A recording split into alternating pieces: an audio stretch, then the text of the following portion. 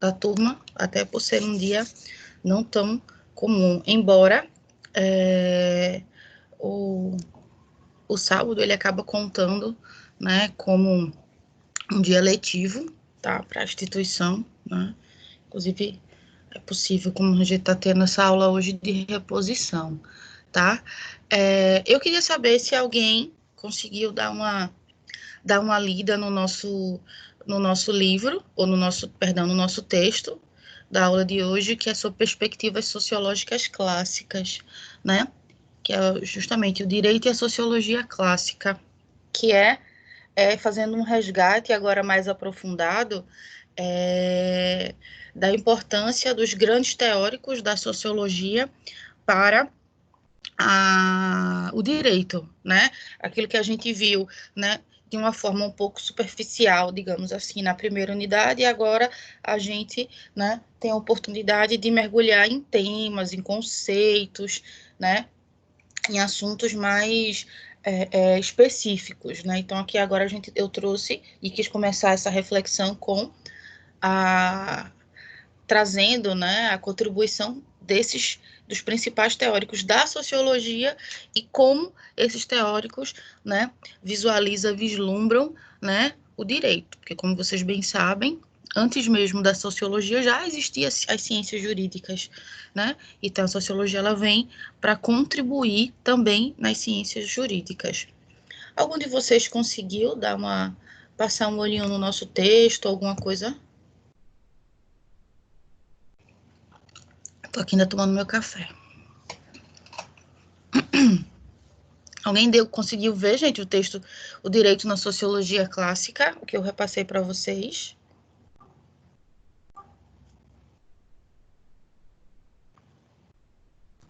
Eu acho que não, né? O silêncio está imperando aqui na sala. Vocês vão deixar eu falar sozinha hoje? Por favor, não, tá? Não quero um monólogo, por favor. Tá? Eu quero conversa, eu quero participação de vocês. Certo. Bom, então é o seguinte, a gente já visualizou, quando estudamos sobre a sociologia jurídica, né, que uma das principais contribuições, inclusive foi questão de prova, que uma das principais contribuições da sociologia para o campo do direito é justamente essa desnaturalização, né? Eu lembro até que eu expliquei para vocês o que significava essa desnaturalização. A ideia de que é você acreditar que determinadas teorias, que determinados conceitos, eles são naturais, quando na verdade não são, eles são sociais, eles são culturais, eles foram criados, tá? Eles não surgiram espontaneamente, tá? E aí é justamente essa desnaturalização, esse tirar dessa naturalidade. Não é natural, tá? Nas sociedades primitivas, talvez você possa imaginar que a questão da ordem e da organização social, ela surgiu espontaneamente. Na verdade, né, as pessoas que faziam parte dessas sociedades, elas precisavam se organizar, né? E dessa maneira, enquanto se organizavam, foram criando mecanismos, à medida que foram se tornando complexas as sociedades, elas foram criando mecanismos para se autorregular. Então, o que parece que é natural, que quando eu falo natural, para ficar bem claro para vocês, é como se fosse espontâneo. E não é espontâneo, né? Foi criado. Porque tudo aquilo que é criado, tudo aquilo que é cultural, não é natural, foi feito pelo homem, né? Foi pensado, foi desenvolvido, tá? Então, não tem natureza nesse sentido, não é criação espontânea, tá, gente? Então, a sociologia ela vem trazer essa desnaturalização para o direito, para a gente tentar buscar, né, e compreender as ações dos indivíduos, as ações de grupos sociais, como esses grupos sociais se organizam, certo? Então, quando fala que uma das principais contribuições, né, para o direito da sociologia é justamente a desnaturalização, tá? Tem alguém aqui falando que não está conseguindo entrar. É Débora. Alguém pode ajudar a Débora? Porque ela está dizendo aqui que não está conseguindo entrar. Ah, tá. Ela tá assistindo pelo. Não, gente, ela tá só com 3G. E aí o 3G dela não tá permitindo ela acessar aqui. Pena. Ela disse que tá sem internet no bairro dela, teve um probleminha. Bom, e aí a gente vai se debruçar sobre os 3 autores clássicos, né? Que para além do Augusto Comte, a gente não vai se debruçar pelo Comte, mas para além dele, eles são considerados os pais da sociologia. Quem lembra quem são esses caras? A gente falou deles um pouquinho no início da nossa disciplina. Quem são aqueles caras chamados de pais da sociologia? Alguém lembra pelo menos um deles? Seria o Marx, né? Uhum. O Weber e o Durkheim. Isso mesmo, gostei da pronúncia do Durkheim. Tem gente que ainda fala Durkheim, né? Porque ele é alemãozão, né? Isso mesmo, são esses 3 que foi citado aí por Casinha, Durkheim, Weber e o Marx, tá? Esses 3 caras, né? Eles trazem, né? Essa perspectiva, porque como eles pensaram inicialmente a sociologia, né, e a ciência jurídica era uma ciência sempre foi extremamente importante, então eles dialogavam diretamente com ela, tá? E como eles estavam olhando, o objetivo de estudo deles era a sociedade ou os indivíduos dentro dessa sociedade, então entender as relações sociais é entender as formas, né, em que as pessoas lidam umas com as outras. Isso está diretamente relacionado com a questão do direito, tá? E aí a gente vem entender que o direito, isso é fundamental vocês terem isso bem claro na cabecinha de vocês, ele é uma construção social. A gente viu desnaturalização, então a gente entende que o direito é uma construção social, tá? Nas sociedades primitivas não havia códigos de leis, esses códigos eles vieram a acontecer, né, à medida que as sociedades elas foram se tornando cada vez mais complexas, tá? Então, se alguém pergunta para vocês, desde sempre existiu direito, aí eu vou te dizer que não. A gente pode pensar que desde sempre existiram algo semelhante a leis. A gente pode falar de normas, tá? E posteriormente foram evoluindo, certo? E aí, esses 3 autores clássicos, né, da sociologia, eles permitem uma formação humanística, tá? Uma formação, como é que eu posso dizer? Como a gente viu, né? Tornar mais humano o direito, olhar mais para as pessoas e para os indivíduos, né? Não tão mecanicamente ou não tão de forma tão pragmática, certo? Então, existem pessoas envolvidas naquele processo, existem situações que requerem a nossa análise mais crítica e mais subjetiva também, tá, gente? Então, eles promovem essa formação humanística. E por que, né?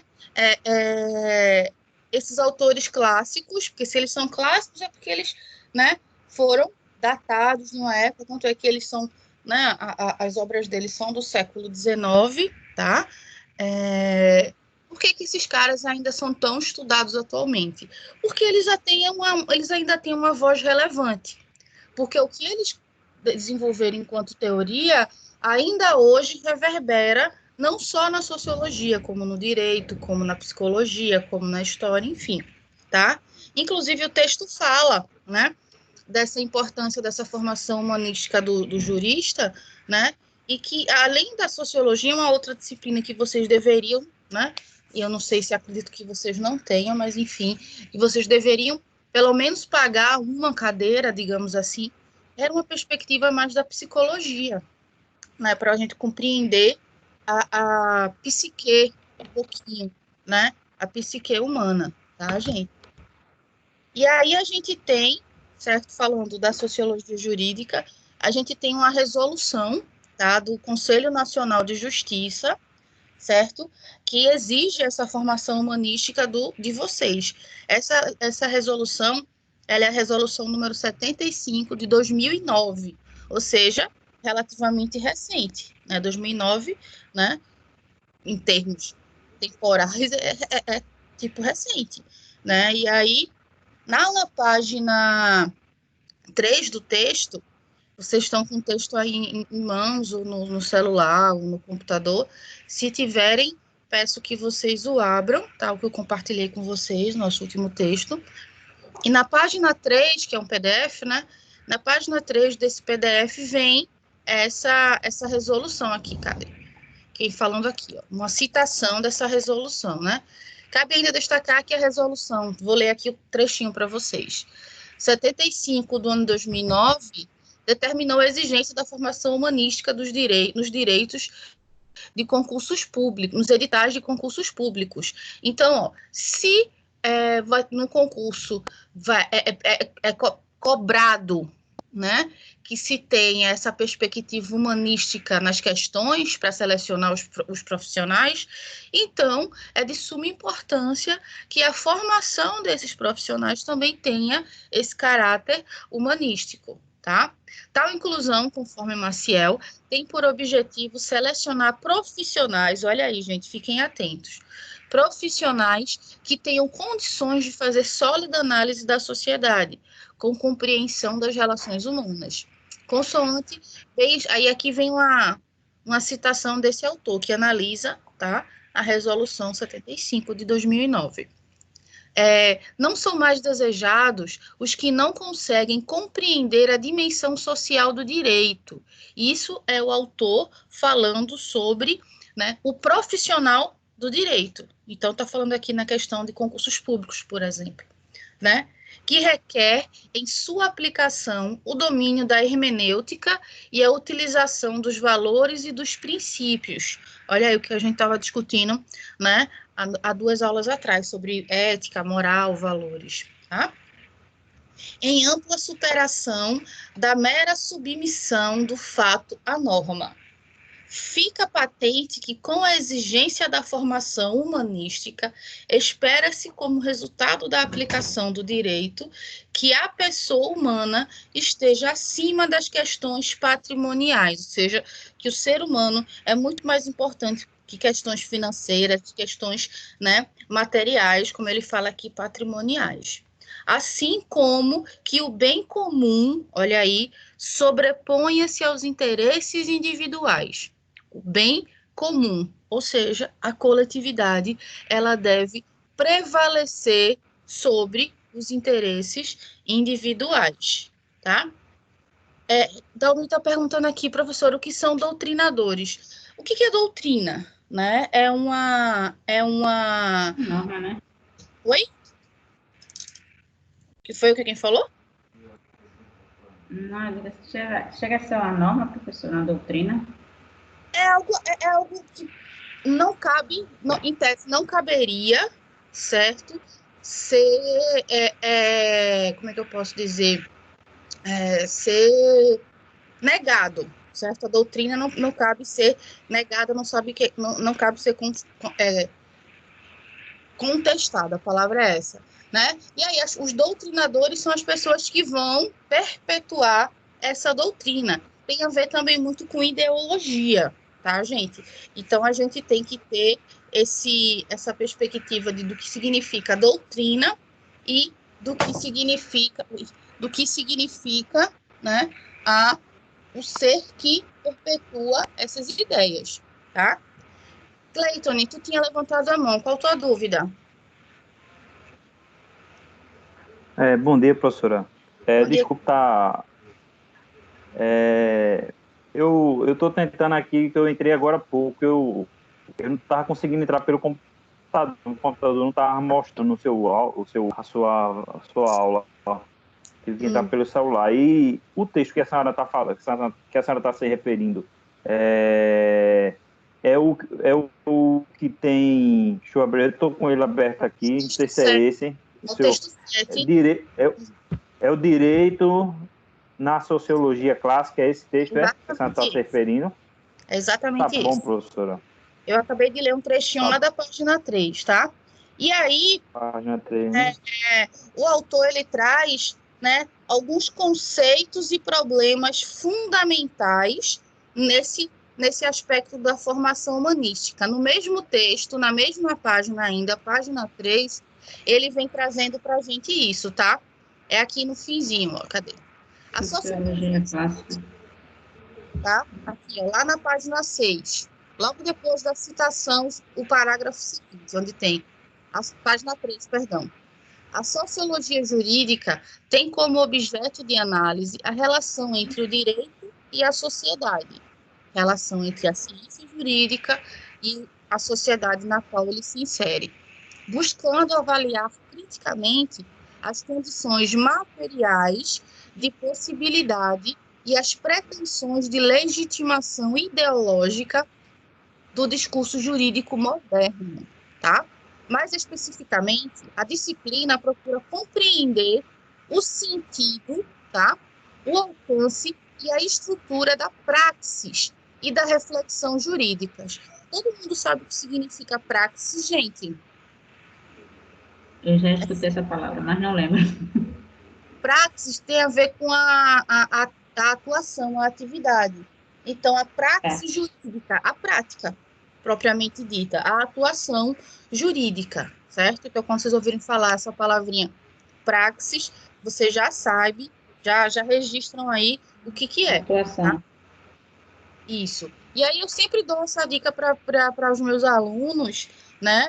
De que, principalmente, né, quem está começando, que é o caso de vocês, que tenham o hábito de fazer um glossário, né?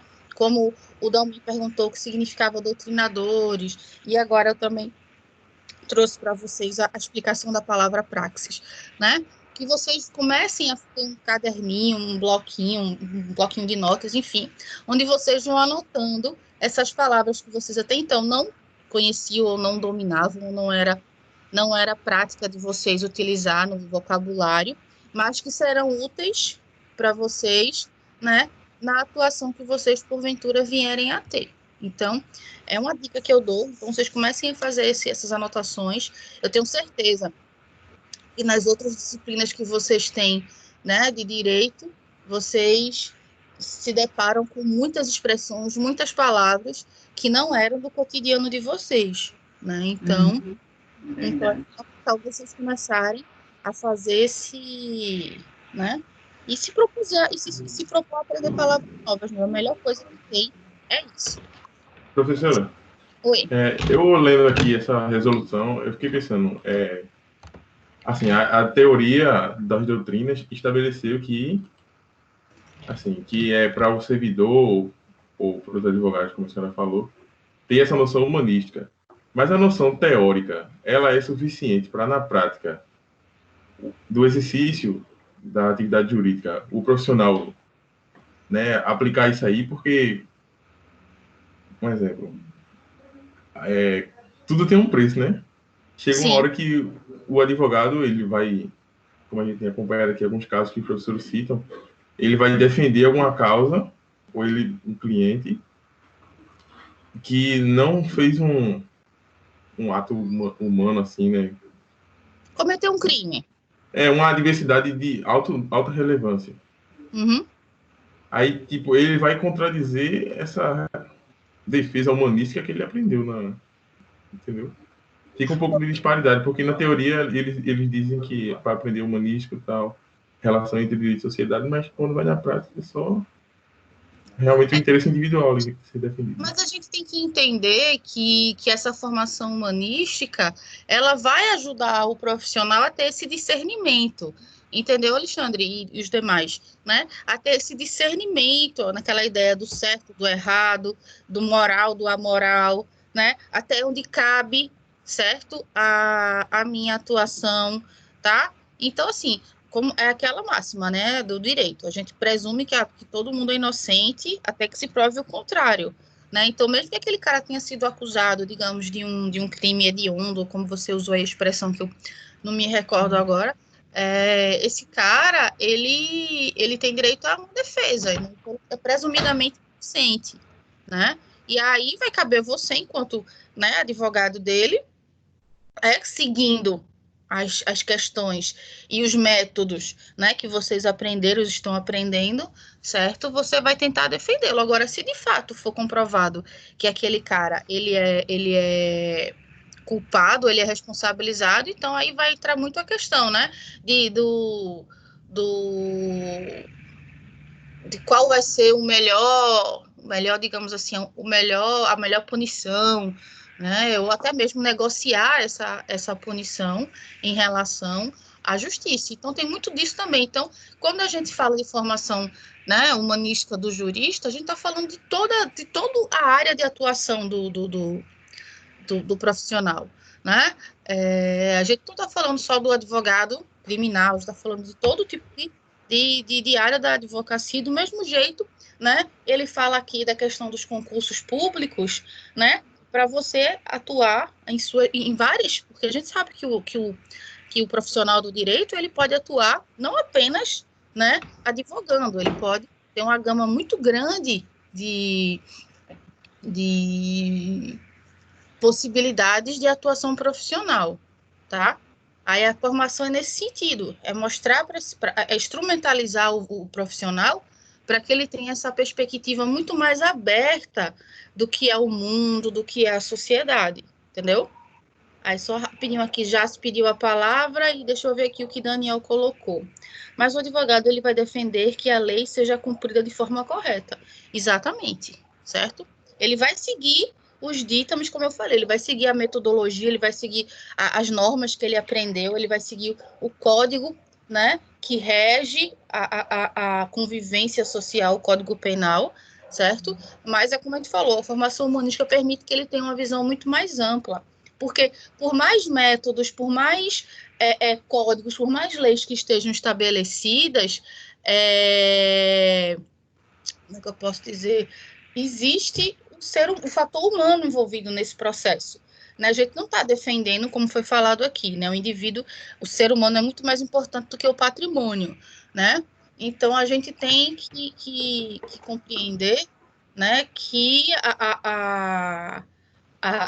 toda a técnica e toda a metodologia, toda a prática, a praxis, como a gente acabou de ver, ela sozinha, né, ela iria mecanizar o processo, tá? Então, a gente está lidando com pessoas. Então, é fundamental ter, por que não falar, essa sensibilidade, né, no trato, no trabalho, tá? Sim, Daniel, até então ele é considerado, ele é só um acusado, ele não é, né, não é culpado ainda, tá? Jaci, qual é a tua pergunta que tu levantou a mão? Nesse parágrafo que a senhora leu do autor Maciel, aí eu fiquei encucada aqui com uma frase que ele diz aí, buscando avaliar criticamente as condições materiais de possibilidades e pretensões. A senhora pode citar algum exemplo que possa se enquadrar nessa, para que eu possa tirar essa dúvida? Eu fiquei com dúvida. Na citação, é na citação, Jaci? Não, é no parágrafo após, que a senhora leu. Aqui começa, né? A sociologia jurídica tem como objetivo... Isso. Pronto, objeto de análise e relação entre o direito. Deixa eu achar a parte que tu me falou. E a sociedade buscando avaliar criticamente as condições materiais de possibilidade e as pretensões de legitimação ideológica do discurso jurídico moderno. Bom, isso é a função, é o objeto de estudo da sociologia jurídica, né? Analisar essa relação entre o direito e a sociedade, mas isso de forma crítica, né? Levando em consideração, né, a perspectiva material e as possibilidades é como ele fala o seguinte: você tem que entender a sociedade na qual você está inserido, certo? Então, por exemplo, você vai trabalhar, você tem uma sociedade extremamente conservadora, né? Então, como é que funciona, né, a legislação numa sociedade como essa? Você tem uma sociedade extremamente, né, alternativa, extremamente liberal. Então, como é que funciona, né? Quais são as condições daquela sociedade, ou seja, as condições materiais de possibilidade, né? E essa legitimação ideológica do discurso jurídico moderno, né? O que o discurso jurídico moderno fala para a gente? E aí é quando os três autores, né, os três autores clássicos, eles vêm trazer essa perspectiva. E muitos, como a gente viu, e muitos outros, né, autores mais contemporâneos nossos, eles se debruçaram sobre a teoria deles, como a gente viu naquele outro texto sobre sociologia jurídica, né, antes de chegar à sociologia jurídica aqui no Brasil, tá? E aí ele fala, né, que é importante conhecer o direito, tá?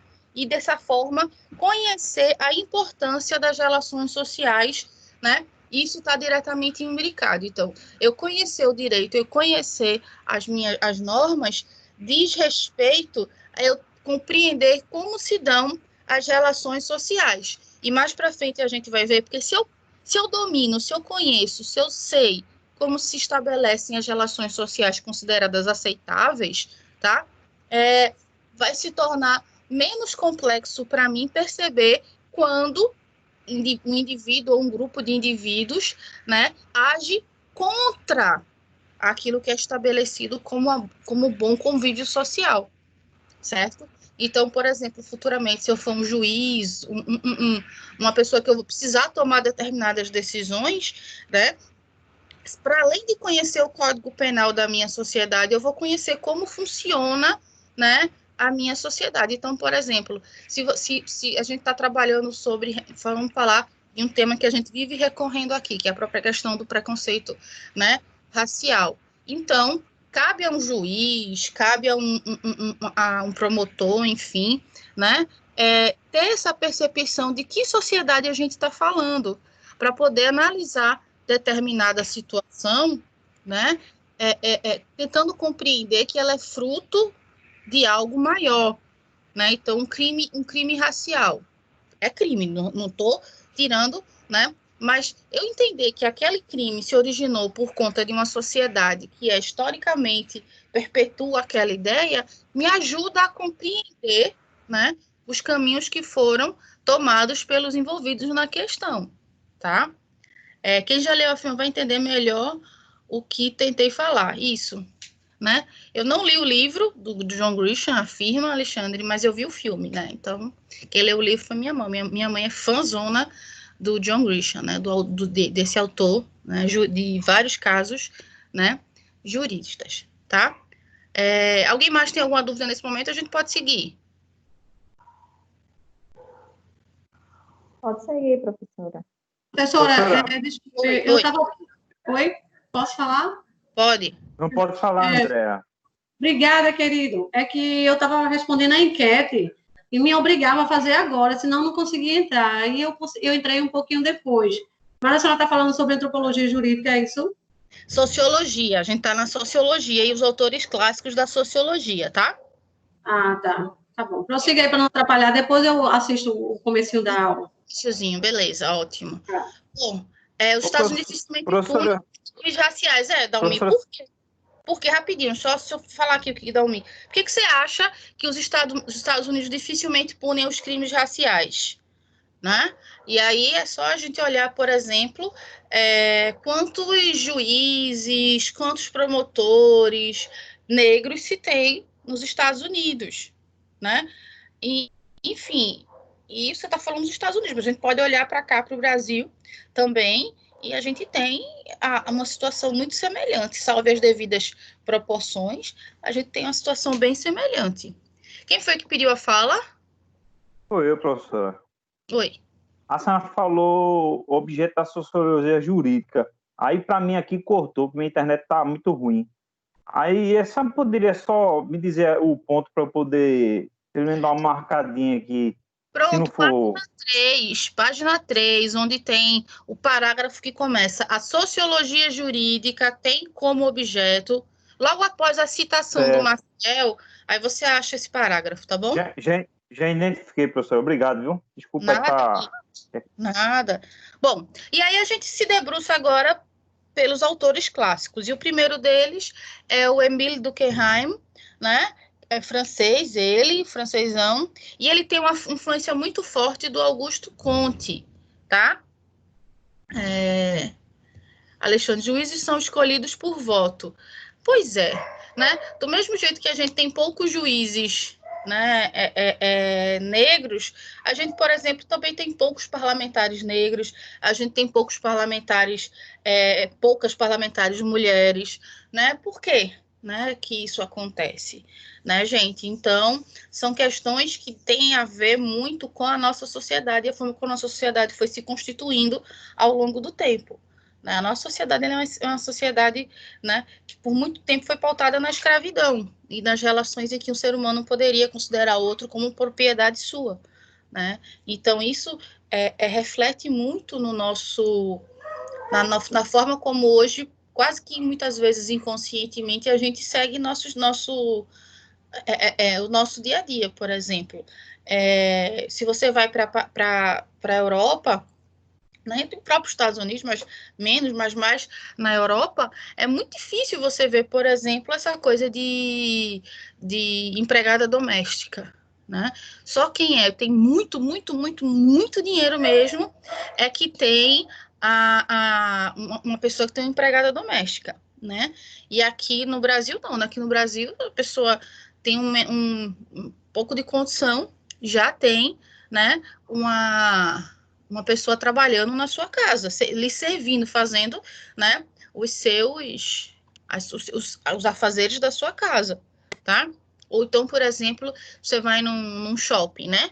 Todo mundo aqui com uma saudadezinha de bater perna no shopping, mas enfim. Você vai no shopping, você vai lá na praça de alimentação, você se alimenta, né? E deixa a sua bandeja na mesa, porque você sabe que tem uma pessoa que vai recolher aquela bandeja, ou seja, aquela pessoa está ali para lhe servir, certo? Então, isso não é natural, gente. Isso não é algo que aconteceu. Isso é algo que foi imposto. Então, nós ainda sofremos esse reflexo, né? A gente pensa que, não, mas eu não sou racista, mas eu não sou preconceituoso, mas eu não carrego nada de ranço, né, da escravidão, do passado escravocrata do meu país. Aí você para e se percebe, quando a gente vê situações como essas, reproduzindo, tá, esse tipo, né, de comportamento sem nem estar sabendo, sem nem estar percebendo o que está fazendo, né?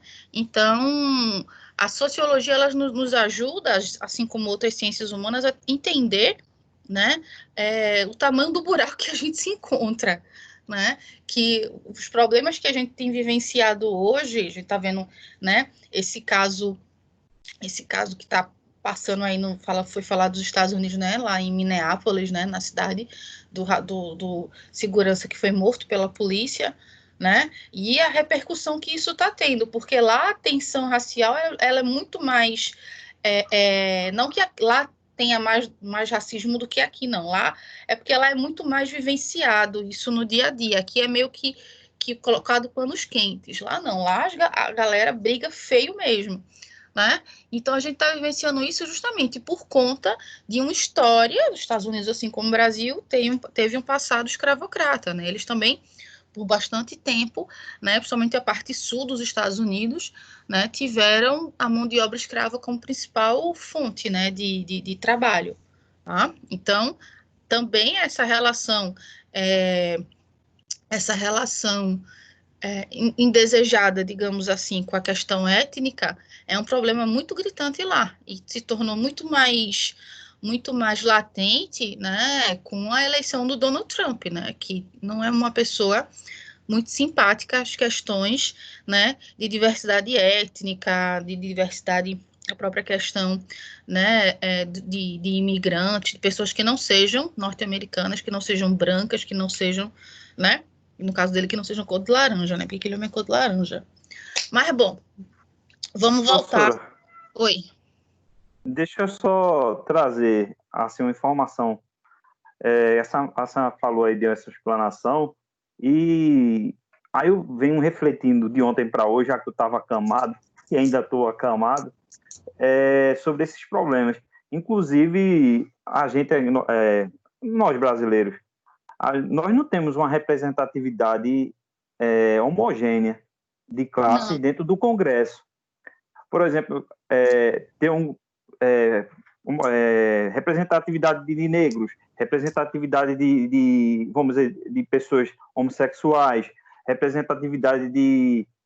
Hoje, você vê, eu vou fazer um contraponto aqui, me perdoe se alguém se sentiu ofendido, até mesmo que eu não me sinto, que eu sou cristão também, mas a gente vê uma representatividade das igrejas evangélicas, fazendo toda a força para botar representantes evangélicos lá dentro para combater, não para combater, mas para levar a ideologia da igreja lá para dentro, tá certo?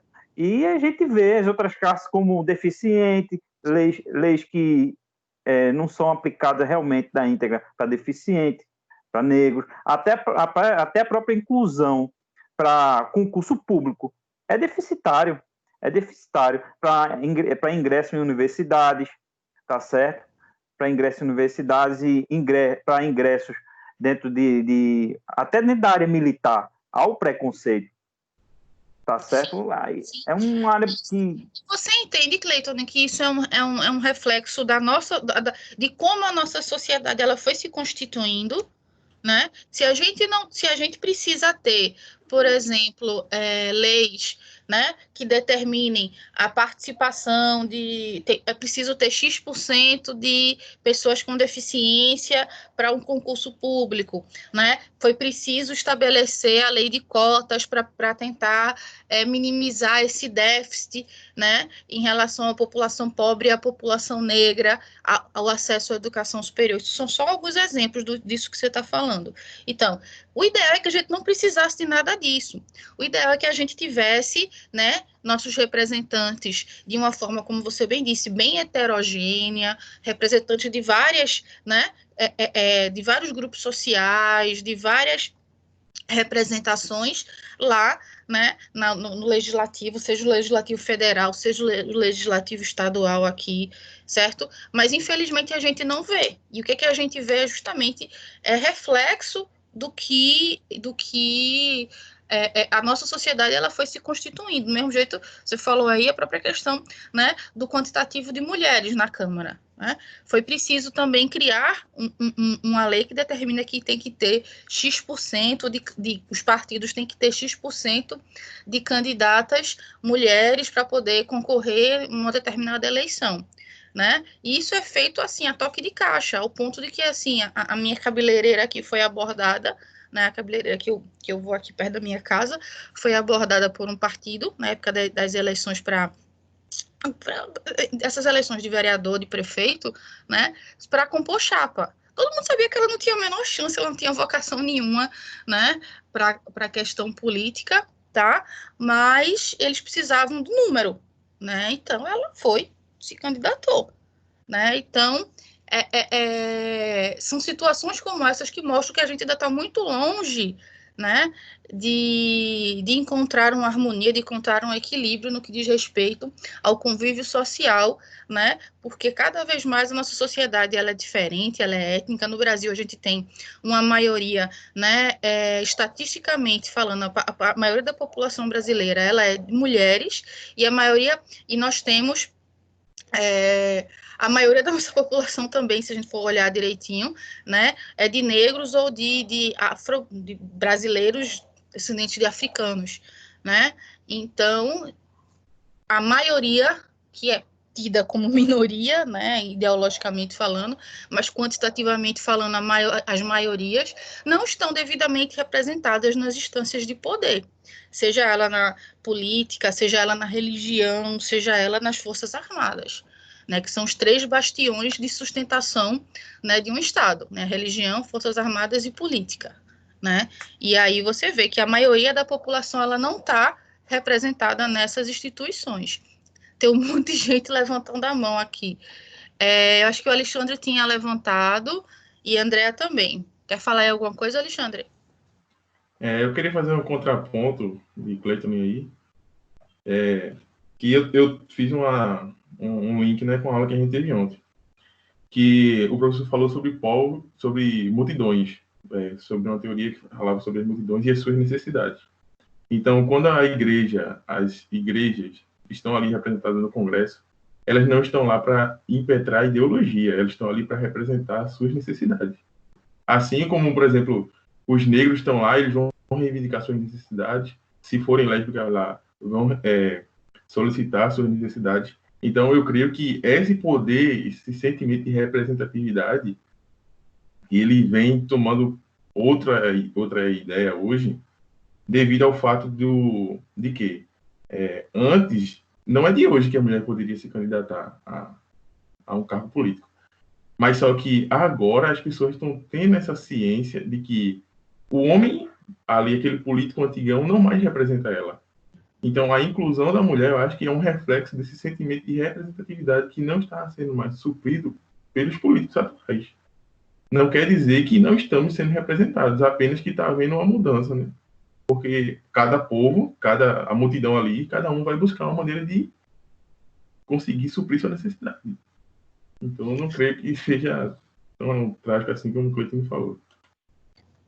Mas aí a gente tem que entender isso que você falou aí, beleza, isso daí é a teoria, né? Porque na prática a gente vê exatamente o contrário, né? A gente vê, até inclusive falando em termos legislativos, né? A gente tem as chamadas bancadas, né? Tem a bancada, né, do BBB, né? Que vocês já ouviram falar, né? Da bala da Bíblia e do boi, né, que são os parlamentares que defendem claramente, certo, seus interesses ou os interesses daqueles que os elegeram, né, no caso, e acabam querendo que aquilo que eles acreditam, que aquilo que eles foram colocados lá para fazer, tem de ser, né, disseminado como igual para todos. O ideal, e aí a gente está falando, né, pode até ser uma utopia para algumas pessoas, o ideal é que a gente não precisasse, né, ter bancadas, que eu me candidate a ser uma representante, né,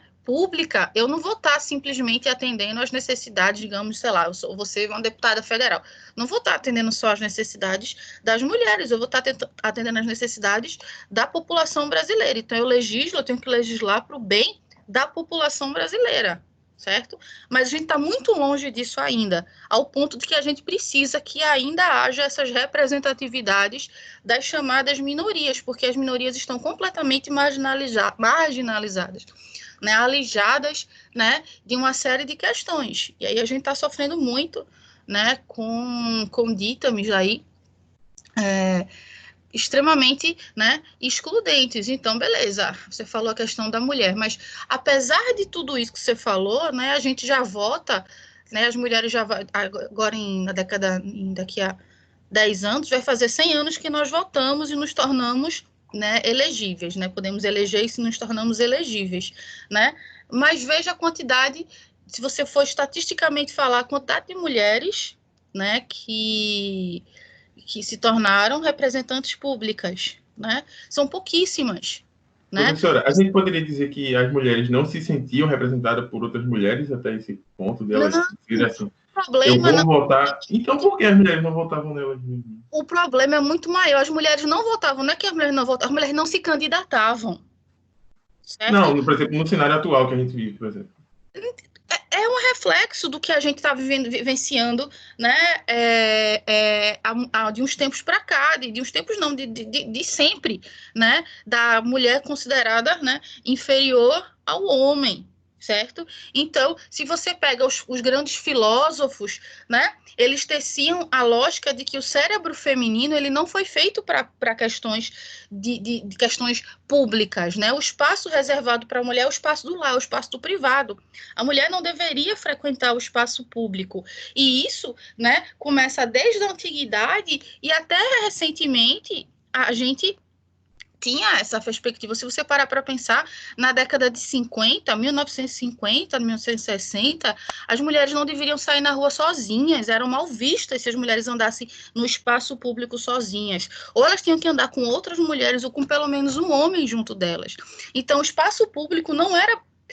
e quem determinava isso? Os homens, né? Os homens diziam que as mulheres não foram feitas para o espaço público. E é onde a gente pratica política? No espaço público, né? Então, as mulheres, não é que elas não se sentissem representadas, elas não foram preparadas, e não era interessante que elas fossem preparadas para assumir esse tipo de responsabilidade. Tanto é que quando as mulheres, né, tentam assumir esse lugar de responsabilidade, elas são taxadas, né, de tudo que não presta, né? Veja a forma como a presidenta Dilma foi tratada, né, na época em que ela se candidatou, né? As ofensas em relação a ela diziam tudo respeito à questão do gênero, né? Inclusive se vocês bem lembram, aquela questão dos adesivos do preço do combustível na época dela, né? Aquilo ali foi horrível. E pior ainda foi saber que quem desenvolveu aquela ideia daquele adesivo horrendo, extremamente ofensivo, foi uma outra mulher, né? Isso fala muito também da nossa sociedade, que entende a mulher, ainda pode acreditar, ainda hoje, nesse lugar de mãe, de dona de casa, que esse é o lugar bem quisto e bem visto para a mulher. Tanto é que a própria presidenta Dilma voltou a falar sobre isso. Existia muita desconfiança em relação a ela, por quê? Porque ela não tinha um homem junto dela, ela não era casada, né? Então, na época da campanha dela, muito se bateu em cima disso, né? Muito se bateu em relação a essa figura. Que mulher é essa que não tem um marido? Sabe? E isso fala muito professora, para a nossa sociedade, né? professora, eu vejo muito que atribui a incompetência pelo fato de ser mulher. Por exemplo, se um homem está no poder, ele é incompetente, não vão dizer que ele é incompetente porque ele é homem. E se a mulher for incompetente, vai dizer logo, não, ela é incompetente porque é mulher. Eu vejo muito isso. Atribui aquele fato porque é mulher. Por exemplo, houve um acidente com um homem, houve um acidente com mulher. Não, houve um acidente porque era mulher. E não porque aquele homem cometeu aquele acidente, entendeu? Eu vejo muito isso. Isso é só um exemplo, né, que eu estou trazendo em relação, né, a luta desigual mais antiga que a gente tem na história da humanidade, que é a luta entre, né, os gêneros, né? A desigualdade entre os gêneros é o símbolo maior da desigualdade que a gente tem, porque para além da desigualdade étnica, a desigualdade econômica, a desigualdade de gênero, ela vem muito antes de tudo isso, né? Então, eu estou trazendo um exemplo para você, tá? Quem mais tinha pedido a fala? Porque a gente tem que entrar nos autores aqui, gente. Bora lá. Cabe fala ainda, professora? Oi? Cabe ainda alguma fala ainda? Cabe. Eu não quero deixar ninguém sem falar, mas eu quero... Não, deixa as meninas que queriam falar primeiro, depois eu falo, por último, para não tirar a oportunidade. Falar isso, Cleiton. A ideia faz tempo que está com a mão levantada. Ideia, o que você queria até falar para a gente? Eu queria só, diante de tudo o que foi conversado aí, perguntar para vocês, aí dá esperança nesse país? Quem consegue me responder? Porque, assim, eu tive a experiência, né, como eu comentei com vocês, de passar 30 dias na Europa. E lá é um lugar que eu não queria viver, mas era um lugar que eu gostaria de envelhecer. Aí vocês me perguntam, por quê? Porque você já está perto de envelhecer, está tudo certo, né? Mas pela questão dos direitos, né, serem preservados e as pessoas serem respeitadas, o idoso, ele é muito bem cuidado. Então, é triste demais imaginar, você está lá do outro lado do mundo, né, do oceano, sabendo que você faz parte do mesmo planeta e que o seu país é tão desigual em relação ao que você está vendo, né? Isso é muito difícil, né? Alguém consegue me dizer se ainda tem jeito? Ô, Andréa, vê só, só vai ter jeito a partir do momento que, tipo, a educação for igual para todo mundo. Porque se o povo não for bem educado, tiver uma boa formação, dificilmente isso vai acontecer. É feito, o professor falou, nós temos as leis mais perfeitas do mundo. A Constituição da gente é a mais perfeita, porém, as leis, elas não são cumpridas como deveria ser.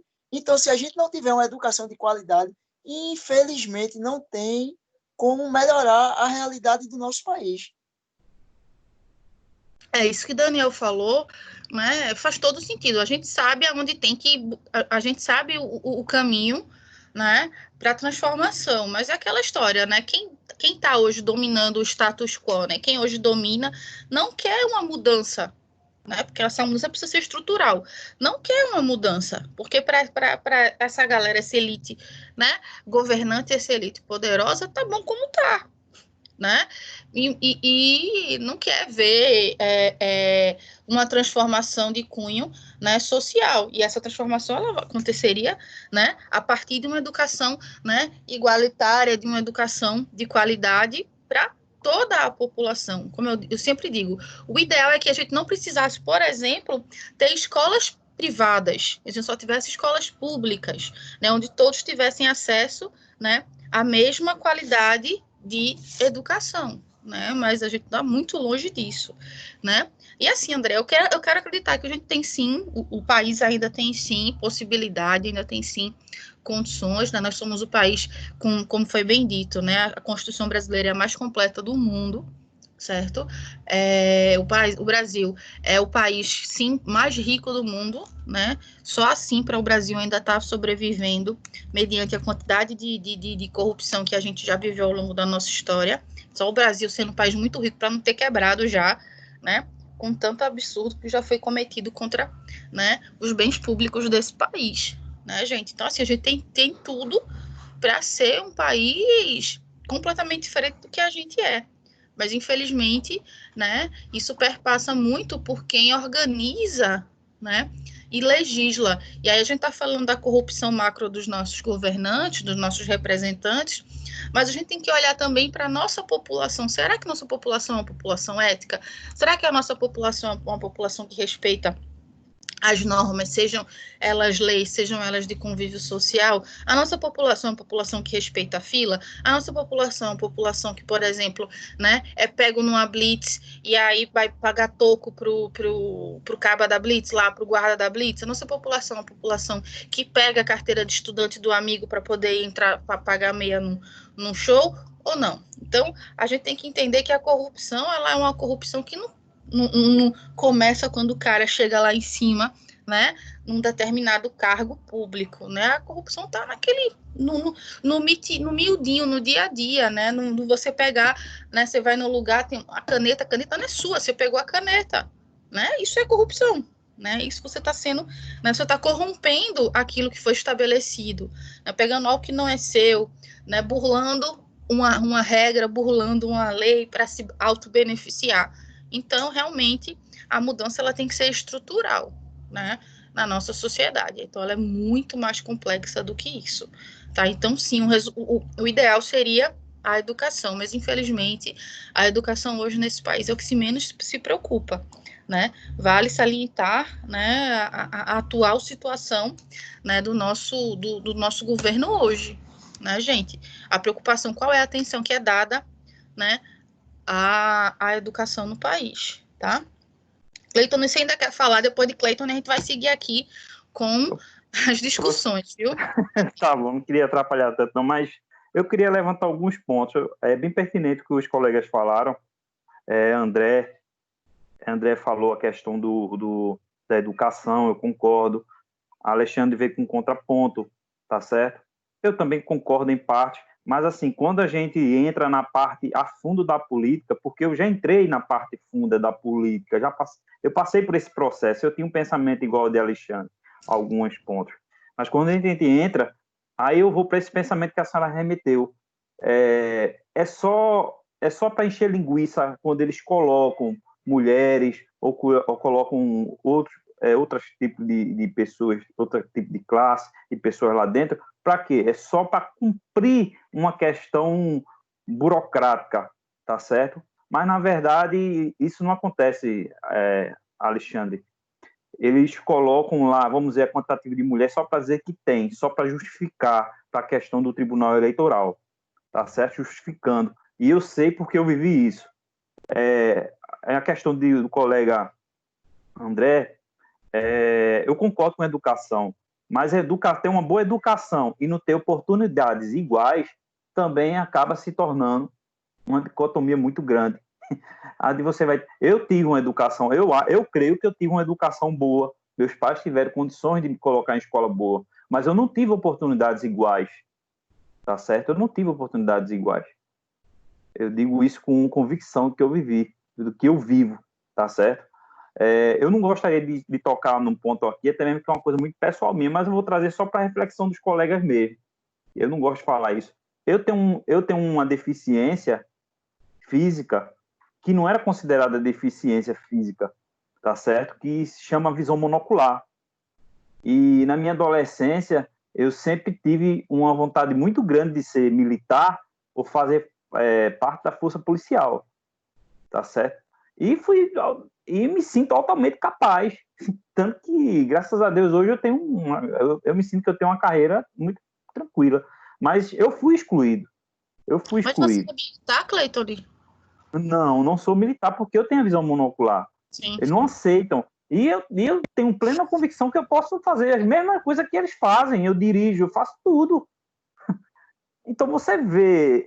E outra coisa, na época a visão monocular não se encaixava na Constituição principal como deficiência. Você vê hoje em dia, através de uma decisão do STF, do STJ, do Supremo, na súmula, até os colegas pesquisarem mesmo, eu acho que é 366, foi que incluiu, tá certo, esse meu quadro como deficiência. Hoje Pernambuco tem a lei também própria, tá certo, aprovada em 2015, mas mesmo assim está longe. A Polícia Civil mesmo, nós tivemos em 2000, eu acho que foi em 2017, foi 2018, a primeira mulher deficiente que passou para a Polícia Civil, e mesmo assim ela foi excluída no exame físico. Aí ela entrou com ação, o Ministério Público obrigou a polícia a admiti-la, a colocar. Então é uma vitória. Vocês pesquisem aí na internet que tem, tá certo? A Polícia Federal no último concurso foi obrigado, através do Supremo, a colocar vaga para deficiente. Colocou vaga para deficiente, mas não admitiu esses deficientes. Excluíram todos eles na parte de exame físico. Então, quer dizer, só fizeram isso para encher linguiça. Só fizeram isso só para a questão de dizer que botaram lá a vaga, mas na verdade não admitiram eles. É só para uma reflexão dos colegas mesmo, para que as coisas não conforme às vezes a gente está, a nossa percepção, quando a gente não vive isso, tá certo? E vamos seguir, professor, e um abraço aí para os colegas aí. Realmente a gente fica, né, indignado, né, em situações como essa, porque se a gente não tem, a gente conhece alguém que passou por uma situação semelhante, né, e você está falando aí a questão do problema da inclusão, que é um problema ainda mais sério no nosso país, né, tanto é que é preciso, como eu falei, é preciso criar leis, né, para justificar que se tenha pessoas com deficiências participando de concursos, ou então o incentivo fiscal nas empresas, para que as empresas contratem pessoas com algum tipo de deficiência só se tiver lucro em cima daquilo, né? Então a gente realmente ainda está engatinhando em vários aspectos no que diz respeito à inclusão. Se você for estudar, né? Eu já dei aula em curso de educação inclusiva, né? E a gente está muito longe do que é o mínimo, né? A gente pensa, incluir uma pessoa com deficiência na sociedade, fazer rampa de acesso nas calçadas, botar rampa, elevador nos prédios públicos, é somente isso, não, é muito além, né, do que isso. Mas, bom, seguindo aqui, falando um pouquinho dos autores clássicos, que toda essa introdução, todo esse preâmbulo que a gente fez aqui foi para chegar nos autores clássicos, tá? O primeiro deles é o Durkheim, né? Ele é francês, e ele segue uma matriz que dentro da sociologia a gente chama de matriz funcionalista, tá? A ideia de função, de funcionalidade, a matriz funcionalista. E dentro dessa perspectiva da matriz funcionalista, em Durkheim, o direito é visto como instrumento de integração da vida social. É a integração. Então, o Durkheim, ele vai falar muito, né, do coletivo, tá? Da ideia de coesão da sociedade.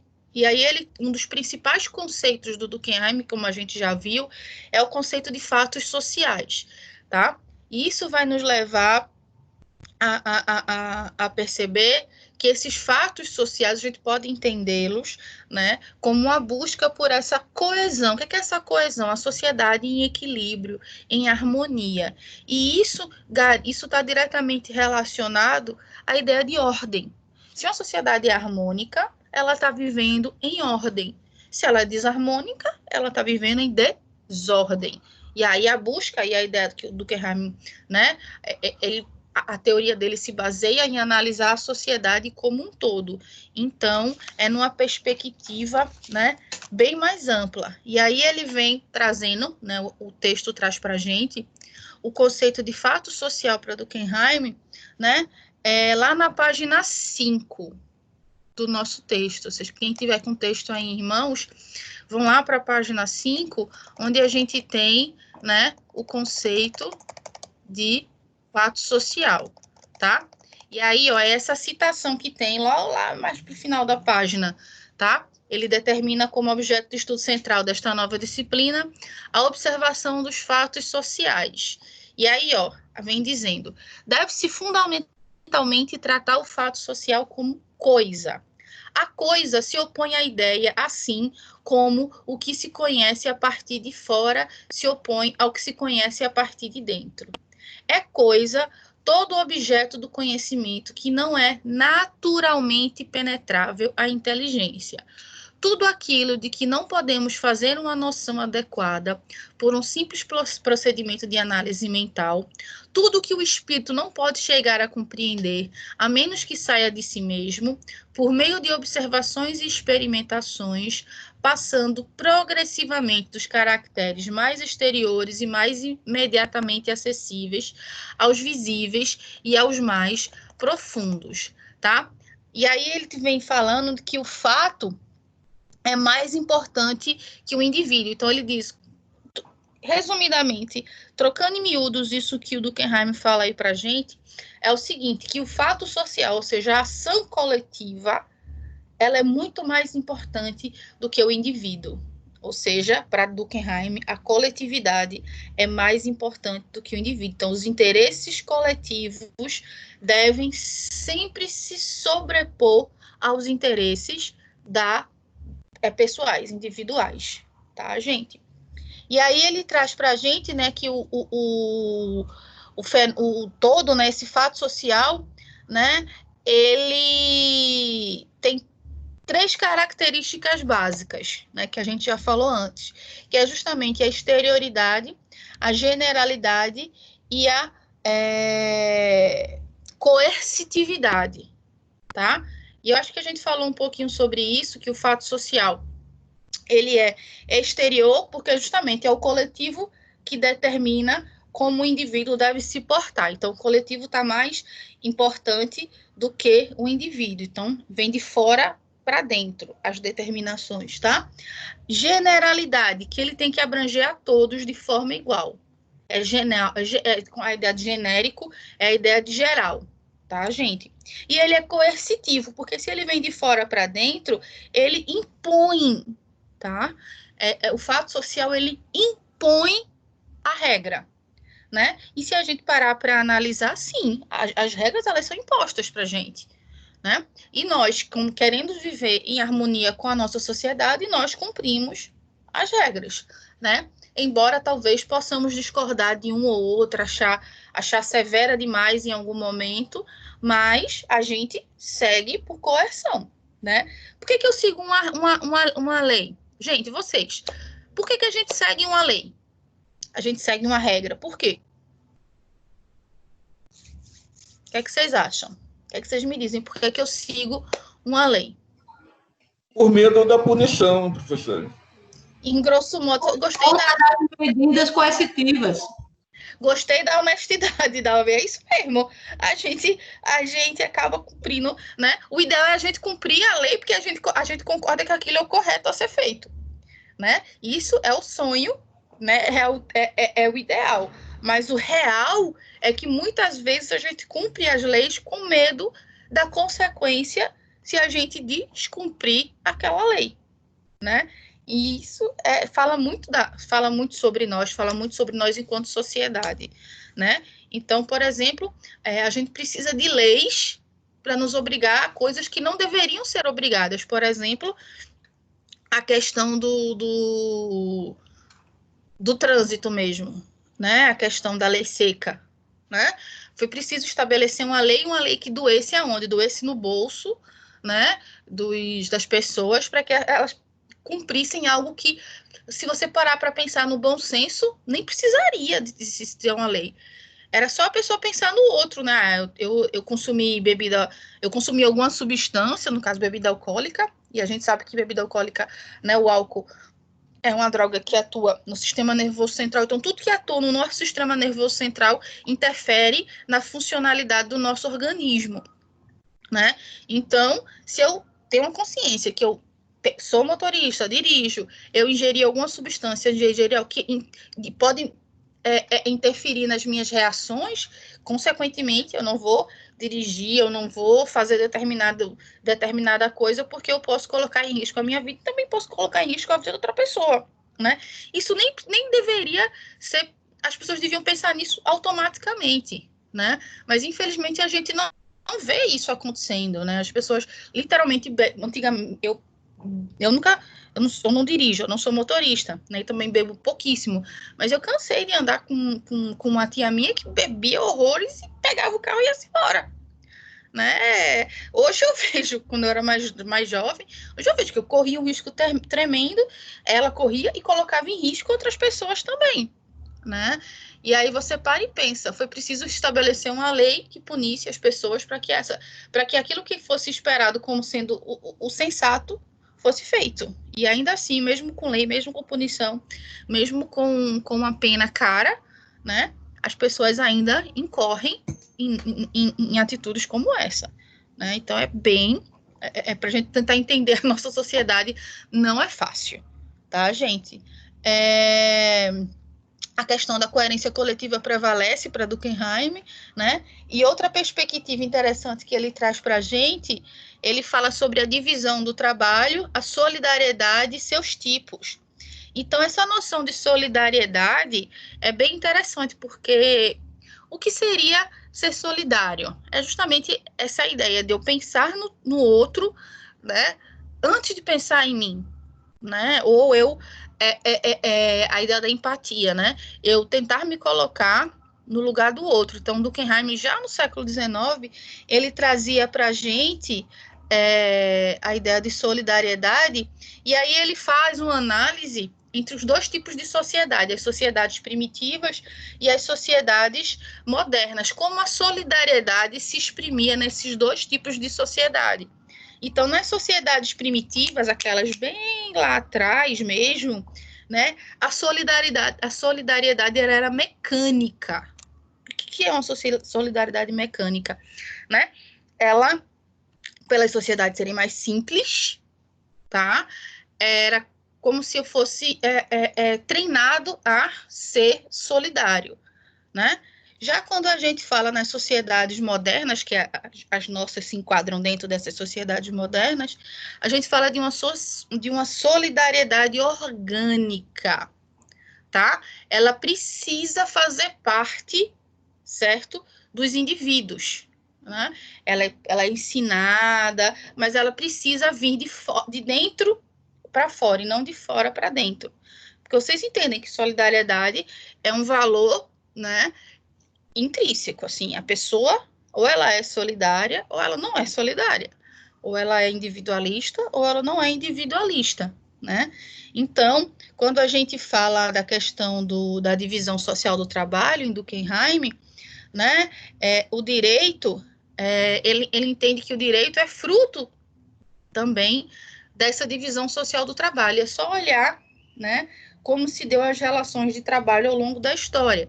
Por exemplo, a gente pode estudar a história da humanidade, né, estudando como se deu o trabalho ao longo do tempo, como que era o trabalho na idade no período, né, da que a gente chama de pré-história, como era o trabalho, né, no período da antiguidade, da idade média, da idade moderna, e como é o trabalho hoje. A gente entende como o mundo é mundo através das relações de trabalho. E para Durkheim, o direito não se exime disso. O direito também é fruto das relações de trabalho humanas, tá, gente? E para ele fala em dois tipos de direito: o direito repressivo e o direito restitutivo. O direito repressivo é aquele mais de reprimir, que a gente pode classificar dentro desse direito, né, repressivo nas sociedades primitivas, é o direito penal apenas. Né? O direito só existe para penalizar, né? E a gente sabe que hoje o direito ele tem uma série de outras perspectivas, tanto é que a gente tem os ramos diferentes, né? É assim que fala, gente, ramos do direito, ou áreas do direito, é penal, civil, trabalhista, áreas, né, que a gente chama do direito, isso para vocês, que é justamente esse direito restitutivo, tá? Que tem essas outras variações, né? As leis não estão somente ali para punir alguém, então para questões, né, de família, divórcio, herança, essas coisas. Isso não é um direito punitivo, isso é um direito, né, redistributivo, é um direito, né, muito mais amplo. Então, o Durkheim fala desses dois tipos. O repressivo, que é o mais antigo, tá? E o restitutivo, que é esse que a gente vivencia nos dias de hoje. Ele também fala, dele, o conceito de anomia, que a gente viu na aula sobre ética, né? Que a anomia é fora da norma, né? É aquilo que não tem norma, é justamente quando você perde essa noção de solidariedade, porque quando eu sou solidário, eu coloco o bem coletivo acima de mim. Quando eu não sou solidário, eu penso em mim acima de qualquer coisa, certo? Então, aí está o desequilíbrio, certo? Se eu me coloco acima do outro, então, né, tá havendo uma desarmonia no que o Durkheim pensa, tá, gente? Dúvidas sobre Durkheim, que a gente vai entrar agora no Weber, e depois a gente vai para o Marx. Tranquilas com Durkheim? Professora. Oi. Os dois tipos de direito são repressivo e restritivo, não é isso? Restitutivo. Restitutivo. Restitutivo. Isso. Que é esse direito mais amplo que a gente tem hoje, né? Que tem várias áreas. Não tem só o penal. Não tem só o direito penal. Tem um direito, né, civil, trabalhista. A gente hoje já fala em direito ambiental, né? Tem vários outros ramos, tá? Bom, e aí a gente vai para Weber, que é o contrário, né, de Durkheim. Weber já olha para um outro prisma. Weber já olha para o indivíduo. Durkheim fala do coletivo, tanto é que o principal conceito dele é o fato social, é a coletividade. Já Durkheim é a ação social, ou seja, o indivíduo se sobrepõe ao coletivo. Perceberam aí a diferença principal entre os dois autores, né, que são contemporâneos, né? Eles são mais ou menos da mesma época, tá?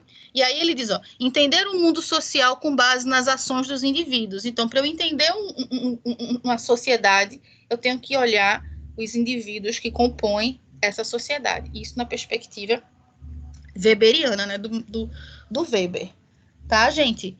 E aí a gente traz, como o Durkheim era de uma matriz funcionalista, o Weber, ele é de uma matriz compreensiva, tá? Gente, eu vou pedir aqui só uma pausazinha para pegar um negócio aqui, rapidinho, já venho, só um minuto.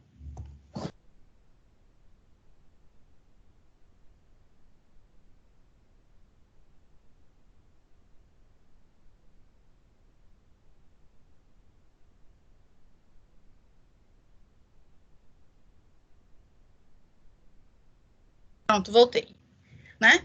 A gente estava falando do Weber, que ele vem de uma matriz, né, compreensiva. Durkheim era de uma matriz funcionalista, Weber é de uma matriz compreensiva, ou seja, de compreender a ação humana. E aí eu vou recorrer aqui ao texto novamente, lá na página 9 do texto, 6, 7... 8, página 9, tá? Tem uma citação aqui do Weber, ele fala, né, sobre a sua perspectiva de sociologia, que nos ajuda a entender esse conceito dele de ação social, tá? Se vocês tiverem chegado aí na página 9, é essa citação que começa, né, com a palavra deve-se entender por sociologia, tá? Se vocês chegaram nela, a gente vai lê-la. Deve-se entender por sociologia, no sentido aqui aceito desta palavra, empregada com tantos significados, uma ciência que pretende entender a ação social, interpretando-a para, dessa maneira, explicá-la casualmente no seu desenvolvimento e efeitos. Por ação, entende-se uma conduta humana. Por isso que a gente fala aqui no Weber, o indivíduo é o mais importante. Um fazer externo ou interno, seja em omitir ou permitir, sempre que o sujeito ou os sujeitos da ação deem a ela um sentido subjetivo. A ação social, portanto, é uma ação na qual o sentido pensado por um sujeito ou sujeitos toma por referência a conduta de outros. Tá? Então, Weber está falando aí que a sociedade ela é como é, na perspectiva dele, né? Porque o indivíduo ele toma, por exemplo, as ações de outros indivíduos e assim sucessivamente. E aí, dentro dessa troca dessas experiências, é que a sociedade vai encontrar o seu equilíbrio, né? Aquilo que a gente vinha discutindo. Nós somos seres humanos, por exemplo, porque nós observamos outros seres humanos, né? Outros comportamentos de outras pessoas e aprendemos por repetição. Cadê? O indivíduo, o Alexandre botou aqui no chat, o indivíduo se comporta e age de acordo com a expectativa do outro sobre ele, sim. Né? Isso é do próprio texto, professora. Só achei interessante para que a gente refletisse um pouco. Massa. Mas se a gente parar para analisar, essa é a tônica da nossa sociedade, concorda? Hoje, mais do que nunca, a gente pode trazer essa perspectiva de Weber para os dias atuais, né? A gente ajuda, a teoria weberiana nos ajuda a entender essa nossa sociedade das redes sociais, né? Eu acredito que todo mundo aqui possua pelo menos uma rede social, né? Ou então quem não possui realmente é uma pessoa bem diferente do que a sociedade hoje, né, determina como o normal, né? Eu tenho redes sociais, né, mas eu não tenho capacidade, né, emocional nem técnica de ter várias redes sociais. Eu utilizo o Facebook e o Instagram, mas assim, eu não consigo dar conta das duas redes sociais. Mas eu conheço, tenho amigos, né, que têm todas as redes sociais possíveis e imaginárias, né, e dão conta de aparecer, de estar ativos nessas redes sociais. E qual que é a função, por exemplo, vou pegar o exemplo aqui do Instagram, acho que todo mundo conhece, né, o Instagram, qual a função dessa rede social, se não você como você colocou aí, né? Se comportar, agir, né? Para que os outros lhe vejam, para que os outros lhe copiem, ou você copia os outros, e isso vira uma reação, uma encadeia, uma roda que não para. A relação social, professora, ele traz aí como relação social. Pois é. Né? Então, é isso que eu tô falando, esse conceito que esse trecho que você trouxe aí, que é do conceito do Weber, né? Eu tô trazendo ele para os dias atuais. Weber escreveu isso no século XIX. Eu tô trazendo isso para o século XXI, né? Para onde as pessoas precisam ver e ser vistas e serem aprovadas. E como é que as pessoas são aprovadas? Pela quantidade de curtidas, de likes, enfim, que elas têm, né, nas coisas que elas colocam nas redes sociais. As pessoas medem, né, inclusive tem estudos sobre isso, medem sua felicidade pela quantidade de pessoas que têm seguindo você nas suas mídias sociais, nas suas redes sociais, né? Então, essa perspectiva weberiana nos ajuda a pensar um pouquinho sobre isso, tá? E aí, como você já trouxe, Alexandre, a questão da ação social e relação social, são outros conceitos, né, weberianos, diz o seguinte, né, que a ação social é o ato do indivíduo orientado... A frase que você botou aí, eu tinha anotado aqui para falar, né, a expectativa de outro indivíduo, né? E aí eu falo de ações recíprocas, tá? Por mais altruístas que sejamos, nós o tempo todo estamos reagindo, esperando uma reação. Ou seja, nós buscamos sempre algo em troca, tá? E isso também diz muito sobre nós, certo, gente? Essa ideia de reciprocidade, né? E essas relações recíprocas é o que justamente o Weber chama de relação social. Eu só posso falar de relação social quando tem um indivíduo e outro indivíduo, pelo menos duas pessoas envolvidas. Só assim a relação, tá? E aí o Weber ele elenca tipos, né, de ações sociais.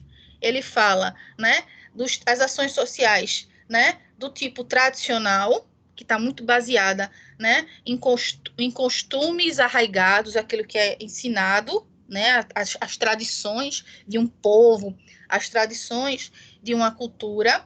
As ações sociais de cunho emocional, que elas são pautadas pelos nossos sentimentos, e aí tem os dois tipos de ações sociais, que é o racional de valores e o racional com relação aos fins, certo? O racional de valores, o foco está nos meios. Eu problematizo os meios para atingir, certo? Que aquela minha ação vai gerar. E o racional com relação aos fins foca nos objetivos, o que eu vou alcançar, tá? E aí, quando a gente traz essa ideia, né, do direito e do direito garantido, direito subjetivo e do direito garantido, que são as perspectivas weberianas para o direito, né, são esses dois, direito subjetivo e direito garantido. O direito subjetivo, né, a ideia de um ícone da liberdade, é a ideia de igualdade e democratização do sistema jurídico, né? É aquela ideia que a gente vinha falando, né, que o direito, na sua concepção, ele deve ser o mesmo para todos, mas que a gente, infelizmente, visualiza ainda hoje situações em que há um desequilíbrio, né, que aquela balançazinha lá, que é o símbolo, né, do direito, ela pende mais para um lado do que para o outro, em aspectos, né, que a gente já falou aqui, de questões sociais, de questões raciais, até mesmo questões, né, de gênero, tá, gente?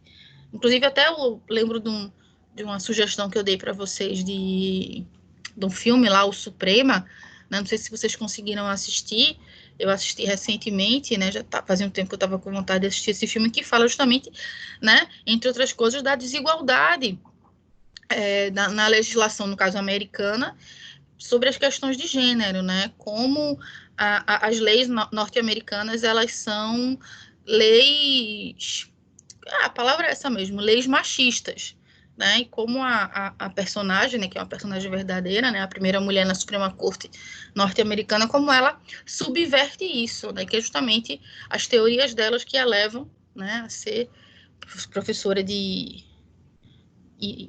Harvard, é de Harvard que ela é professora, né, e Professora, depois a ser membro da Suprema Corte americana. Oi. coloca esse ícone desse filme depois no grupo do WhatsApp, por favor. Eu posto, Tony. Assim que eu assisti o filme, eu botei lá para vocês, mas eu posso botar novamente, viu? Tá certo. O nome do filme é Suprema, né? Suprema. Suprema, que é da Suprema Corte, no caso. Aí é a história da advogada, né? Desde a época dela estudante, que ela se destaca, ela só tem ela e outra na turma dela, ou seja, mais de quase 100 homens e só ela e outra, né, de mulher na turma dela, e como ela vai se destacando ao ponto de chegar à Suprema Corte norte-americana, tá? É a história verídica, baseada em fatos reais, e ela é viva ainda hoje, essa. Eu assisti, Ju, é muito bom. Assistiu, não foi, ideia? Assisti, excelente, excelente. Né? A questão do papel da mulher quanto mãe, que ela tinha que ser mãe, dona de casa, cuidar do marido, e como é que ela ia conseguir, né, ser tudo que ela se tornou, né? Isso, quase sem voz, ela era quase sem voz na universidade. Isso, exatamente, né? E se tornou quem se tornou, né? Bom, e aí o direito ele é garantido, né? Quando a gente está falando da questão do como a gente falou, né? Por que a gente segue leis? Porque que a gente precisa, com medo da punição, né? Justamente esse direito garantido, né? A ideia do medo controlado. Olha essa expressão, gente, um medo controlado, né? Então, nós seguimos leis por conta de um medo controlado, complicado isso, né? Porque a gente tinha que seguir leis porque é o certo, foi estabelecido coletivamente que aquilo é o certo, então eu vou seguir, sem problema nenhum. Mas não, eu sigo por um medo controlado, né? Algo até certo ponto, um tanto quanto perturbador, pelo menos na minha perspectiva, tá? E aí a gente vai falando, uma das outras coisas que o Weber traz forte para a gente é a ideia de dominação, tá? Um conceito weberiano, um conceito de dominação, e existe a dominação legal, a carismática e a tradicional. E o direito é parte do processo de racionalização da sociedade ocidental. Então, o direito ela é fruto justamente da sociedade se tornando, deixando de ser tradicional, deixando de ser emocional e passando a ser racional, ou seja, levando em consideração os interesses, né, do bem-estar social, tá, gente? E aí ele fala muito da questão da burocratização. É uma outra análise que o Durkheim faz, e que se a gente pega essa perspectiva do Durkheim não, Weber faz, weberiana, né, de que quanto mais complexa é a sociedade, mais burocrática ela é. Isso a gente concorda. Quanto mais, né, mais densa essa teia social, mais leis são necessárias, né? Mais instâncias se formam. Então, por exemplo, se a gente parar para pensar, vocês concordam comigo que a nossa legislação, pensando em termos de Brasil, por exemplo, a nossa legislação, ela é extremamente burocrática, com muitas instituições. Vocês concordam? Eu não estou dizendo se isso é bom ou se é ruim. Eu só estou dizendo se vocês concordam que existe uma burocratização muito grande. Sim, professora, concordo. Agora, isso aí tem 2 pontos. Sim, diga. A burocratização, às vezes, é ruim porque, às vezes, pode atrasar muito o processo. O excesso, né, de burocratização, excesso.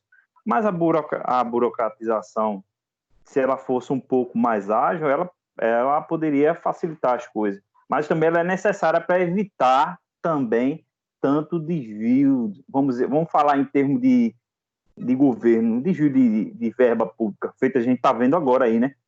Sim, só por causa essa questão de pandemia, o pessoal está usando dinheiro arruda aí do jeito que quer, ainda quer usar do jeito de politicagem, para fazer do jeito que quer. Aí você vê a extrapolação, porque pulou a parte burocrática, né? Verdade, você tem toda a razão, né? Como eu falei, eu não estou dizendo se é bom ou se é ruim, mas tem um lado bom e tem um lado ruim. Mas que a gente realmente entende que existe uma burocratização tremenda. Eita, meu cachorro agora endoidou. Chegou gente aqui na minha casa. Então, relevem esse latido de fundo.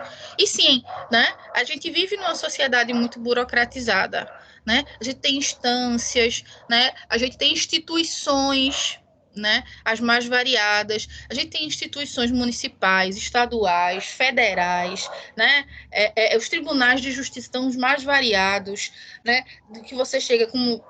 Eu não entendo tanto assim, mas tem essa questão, né, os tribunais de primeira instância, segunda instância, terceira instância, que é a instância suprema, enfim, né, existe, né, justamente porque a nossa sociedade ela é tão complexa que ela necessita, talvez... a gente pudesse, como você bem colocou, ter essa burocratização, mas que ela funcionasse de forma mais ágil, né? De forma mais dinâmica, né? E que, às vezes, é uma morosidade tremenda, né? Para as coisas ficam se arrastando,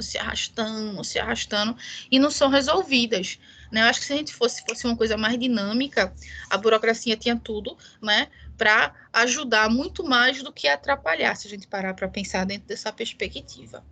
Tá, gente? E Marx, agora falando de Karl Marx, Weber, tranquilo?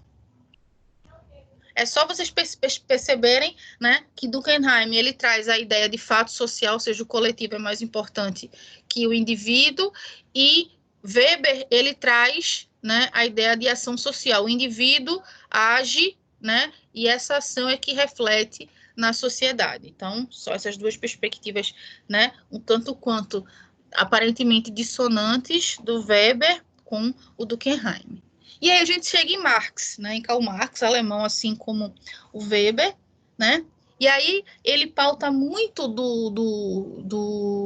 da teoria dele em cima da perspectiva capitalista, né? Como todo mundo sabe, ele é um crítico ferrenho, né, da ideologia capitalista, do sistema, né, capitalista, né? E aí ele fala, né, que o capitalismo ele é um sistema produtivo específico, tá? Então, por ele ser específico, o Marx e o Engels, que foi o seu professor, né? O Engels foi professor do Marx, eles já acreditavam que o capitalismo ele era um estágio do desenvolvimento da sociedade, né?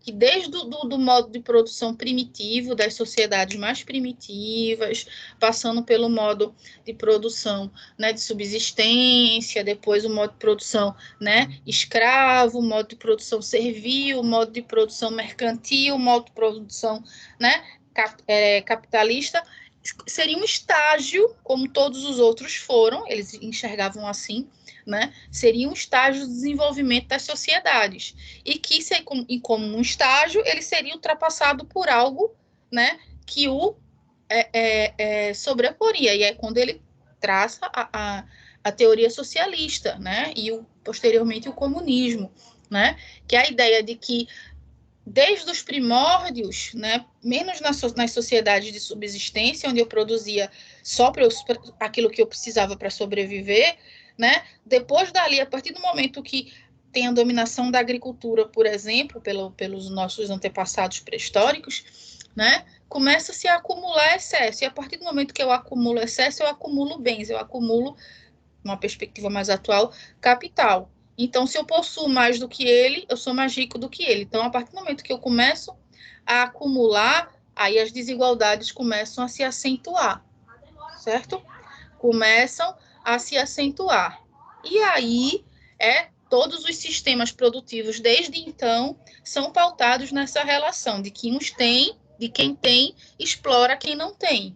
Né? É assim no modo de produção escravocrata, é assim no modo de produção servil, né? O senhor feudal explora a mão de obra do servo, foi assim, né? No mercantilismo, né? No mercantilismo europeu, que foi um estágio para o liberalismo e o capitalismo atual. Então ele entendia que foi um processo, era um processo, e que a próxima etapa desse processo era justamente acabar com essa exploração de quem tem sobre quem não tem, né? A ideia socialista, e o auge seria a ideia do comunismo, onde é uma volta ao que era, mais ou menos, claro, salvo as devidas proporções, o modo de produção de subsistência. Eu produzo aquilo que eu preciso, né? Então, as pessoas vão produzir, numa perspectiva comunista, né? É comum, o bem comum, tudo é de todos, né? Aí ele entendia que isso seria o estágio máximo do desenvolvimento das sociedades, né? Só que ele previu isso no século XIX e a gente está longe, né, de superar, né, ou do capitalismo ter seu fim. A gente teve, né, situações em que ele balançou um pouco, né, o sistema capitalista, como, por exemplo, a queda da Bolsa de Valores em 1929, lá nos Estados Unidos, que repercutiu, né, em várias partes do mundo, ou em outros exemplos, como a gente teve mais recente, né, o boom imobiliário lá, né, o boom não, o crash imobiliário lá nos Estados Unidos em 2008. Eita, será que agora o capitalismo vai se rever, vai se repensar? Mas o que acontece? O capitalismo, ele se reinventa, né? Se reinventa ainda melhor. Então,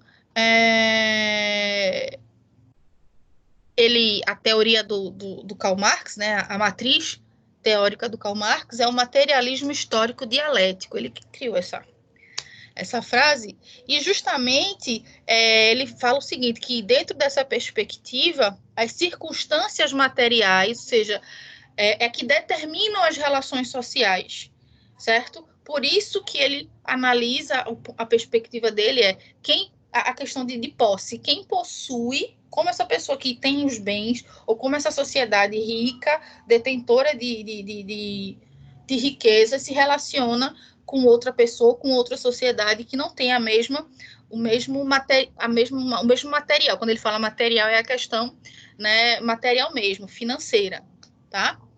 E aí o direito, e ele traz um conceito, né, o Marx traz um conceito de que direito está diretamente relacionado ao Estado moderno, esse conceito de Estado moderno, né, esse Estado com E maiúsculo, tá? Que são ambos instrumentos a serviço da manutenção da exploração de classe. Então, Marx olha que o direito, assim como o Estado, eles são, né, que ele cunhou os conceitos deles, são instrumentos para uma reafirmação dessa exploração de classe, né? E aí, como a gente já vinha discutindo, né, eu acho que logo no iniciozinho das nossas aulas, eu perguntei para vocês se vocês acham que o direito ele é igual para todos, né? Na teoria, sim, na prática, não. E aí, com isso, ele acaba reforçando, né, essa exploração de classes, tá? E aí, ele fala que a dominação, né, de uma determinada classe sobre outra se dá através de normas jurídicas, tá? Porque quem é que perpetua as regras? Quem é que tem a voz ativa, digamos assim, no que diz respeito a poder, né? É o pobre ou é o rico, né? Quem é que tem acesso a essas instituições, né, de poder? Aí, se a gente for analisar, por exemplo, um histórico das pessoas que no nosso país, né? Você, por exemplo, você olha o máximo da nossa jurisprudência, né? Do campo jurídico brasileiro, que é a Suprema Corte, né? Se você olha o histórico das pessoas dos ministros que formam a Suprema Corte, né? Será que algum deles tem um histórico de classe popular? Foi pobre ou filho de pessoas humildes e galgou, né, e chegou lá, ou se eles são originários, né, da classe dominante, tá? Então é nessa perspectiva. Então quem faz as leis, né, muitas vezes não é as pessoas, né, que vão sofrer aquelas leis. Então existe aí uma reafirmação na perspectiva de Marx, uma reafirmação dessa exploração de classes. E aí ele fala que essa dominação se dá por repressão e por persuasão, tá? E a esfera jurídica é um lugar de uma dupla ilusão, né? Marx fala para a gente. Uma ilusão legalista, né? Que é aquela que trabalha muito a ideia de punir, como a gente vinha falando, a questão da punição. O Weber falou sobre o medo controlado, é uma perspectiva do Marx, do Karl Marx, né, sobre essa questão, né, captura dos homens, né, essa questão da esfera jurídica legalista. E ele tem uma outra ilusão que ele fala, que é da igualdade dos direitos, né, que ele perpetua essa ideia de igualdade, né, o símbolo da justiça cega, né, o símbolo da justiça ser uma balança, né, mas ele fala que isso é uma ilusão, tá? O Marx, ele traz essa perspectiva de que isso é uma ilusão. E ele é um dos principais autores que relaciona, tá, o direito à economia, tá? E aí eu botei aqui para a gente dar uma olhadinha numa citação aqui do texto, já mais lá para o final, na página 14, quando a gente está falando do Marx, né? Cadê?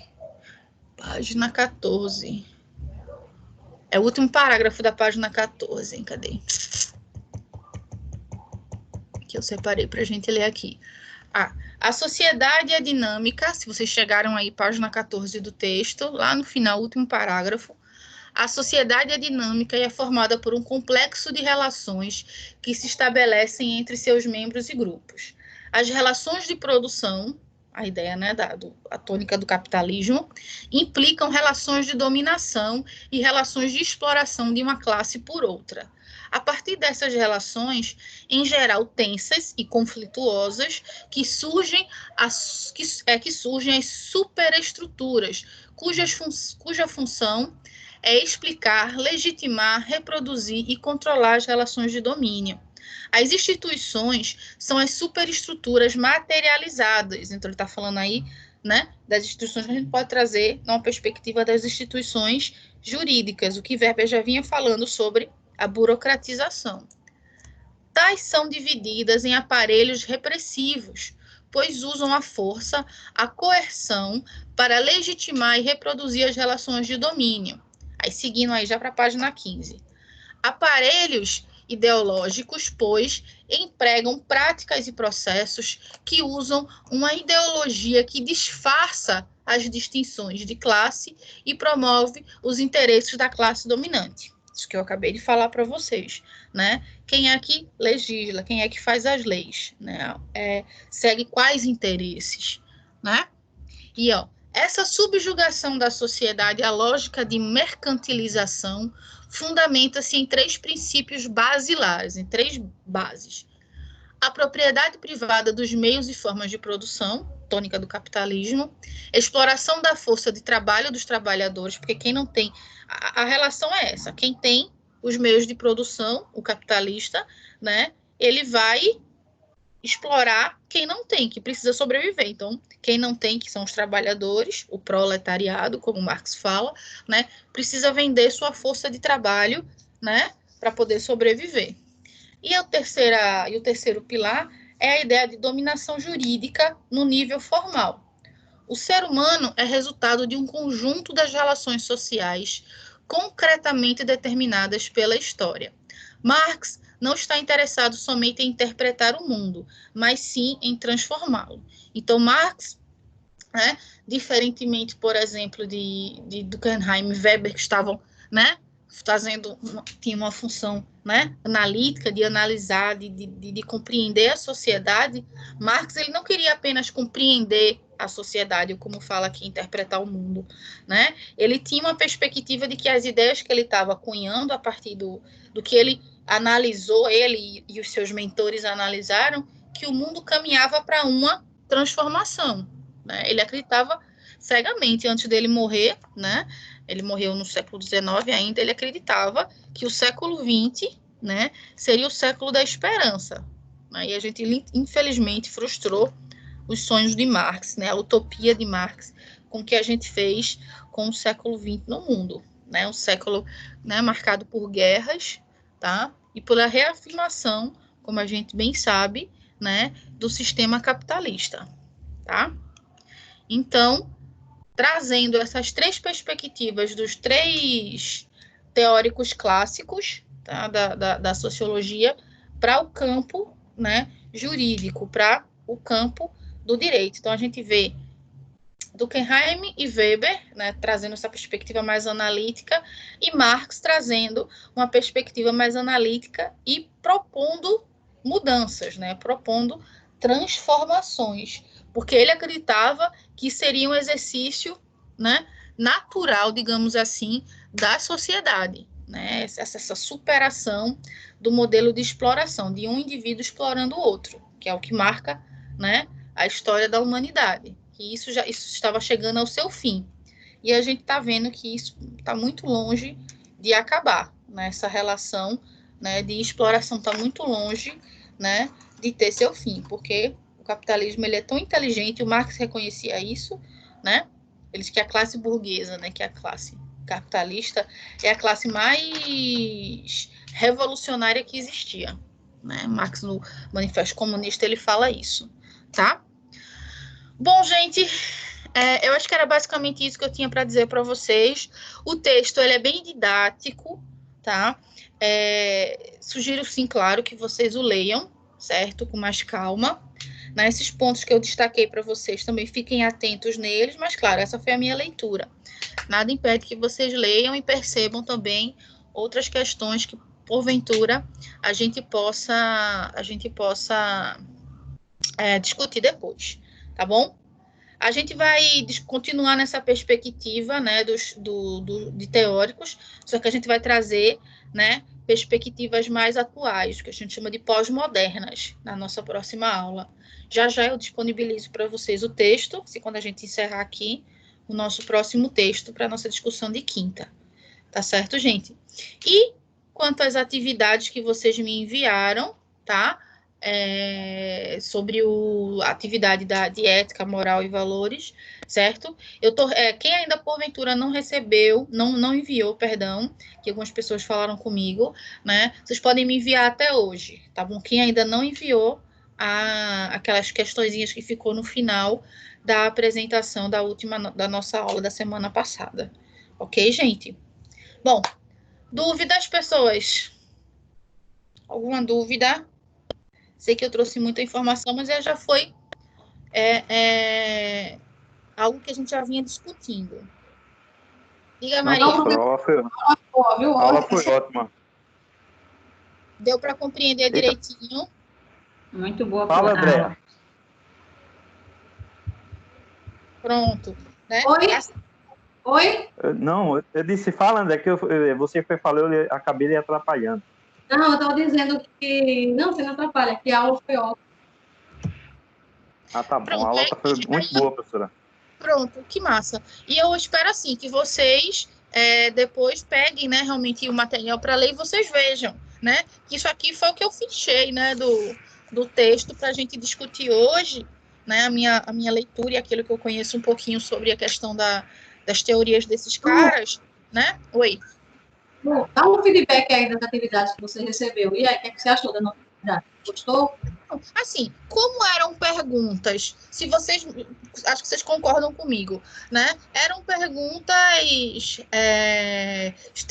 de uma subjetividade. Então, não vou dizer para você, existe uma resposta certa, né?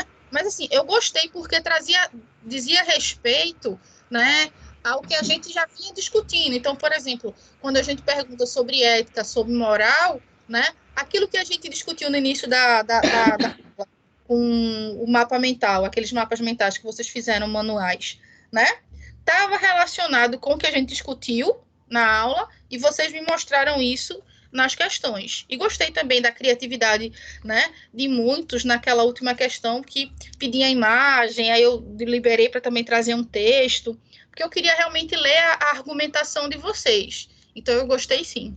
Tava bem contente mesmo, viu? Beleza, isso é importante para mim. Pelo menos para mim, acredito que para os colegas também. Obrigada. Claro, sombra de dúvida. Foi bom. Foi bom que eu botei algumas coisas no final, eu disse, eu acho que a professora vai achar que eu sou doido. Mas aí que tá, a pergunta estava aberta, né? Então não tem. A não ser, eu não lembro agora exatamente qual foi a tua resposta, mas eu não vi nenhuma barbaridade muito grande que merecesse ser destacada, não.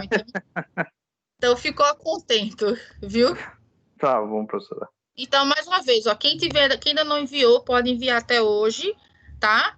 E aí eu vou deixar para vocês já o texto da nossa próxima discussão de quinta, tá bom? Tá ok. Bom, gente, se não tem mais nenhuma dúvida, eu vou encerrar aqui a gravação da nossa aula. Agradeço mais uma vez, a participação de vocês hoje num sábado, né? Aqui, numa manhã de sábado, né? Eu não diria perdendo tempo, mas gastando um tempo aqui para a gente discutir um pouquinho, para a gente não ficar com um déficit de conteúdo, tá bom? Vou encerrar aqui a gravação. Uma boa tarde para a senhora, professora. Gente,